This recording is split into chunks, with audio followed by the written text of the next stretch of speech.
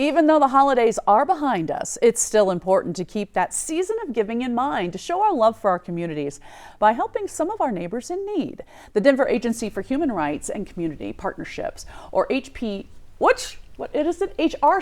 have just the way we can all pitch in. We have Tess Trewin from HRCP who's joining us right now. The camera was moved and I almost missed one of those letters, so I want to make sure we get it all in there. Tess, thanks for being here. Thank you for having me. Let's talk about this Snow Angels program, because I think this is a phenomenal idea and something that's so timely right now. Yeah, so the Snow Angels program is an initiative that pairs volunteers with residents in the city and county of Denver to help them clear their front walks of snow and ice after a snowstorm. So many times we'll get the snow and then, we're thinking, oh, we'll get to it or something. But if it's a day or so, next thing we know, we've got more on there and it's hard to catch up with any of this. Yeah. So what are some of the requirements really to register for this type of program? Sure, you do have to be a resident of the city and county of Denver. We ask that residents be older adults, maybe people with a disability, living with a disability, folks that can't physically get out there and risk injury while shoveling. When we talk about the Snow Angels program, how many do you currently have out there? How many people are you helping? So we have over 600 homes who are registered right now.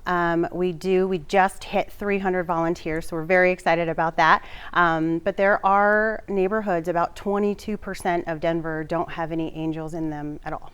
There are a lot of homes out there who really need some angels and the neighborhoods just don't have them yet, correct? Yes. Places like Montbello, Green Valley Ranch, Globeville, Elyria, Swansea, Northeast Park Hill, Westwood, or just to name a few.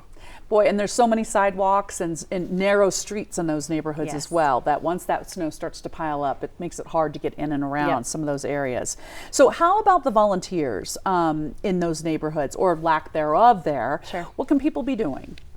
We're going to have door hangers sent out to all of our folks who need assistance, so they can be identified in a snowstorm. Come and help me, I need an angel. But really, we want our volunteers to know that we don't have them fly all over Denver to help. It really is just a quick walk down the street or around the block to help someone in need. It really is. I mean, when you see people like that, a lot of times you think, wow, I really wish I could help them right now, but maybe you can't. So talk about how this program got started. Obviously, the need is and still was there. Sure, yeah. Actually, this was born out of the Denver Days initiative that Mayor Hancock initiated about 10 years ago. It's wonderful to get together with your neighbors in the summertime with picnics or barbecues or block parties, but there really is a need to still stay connected in the winter months. It's one of those things, especially if you have maybe some younger, older children. I say younger, older children. I have younger men, older teens, if you will. That's a good time. Also to get some good exercise out there as well. It's great exercise, and it really makes you feel good to be able to help a neighbor.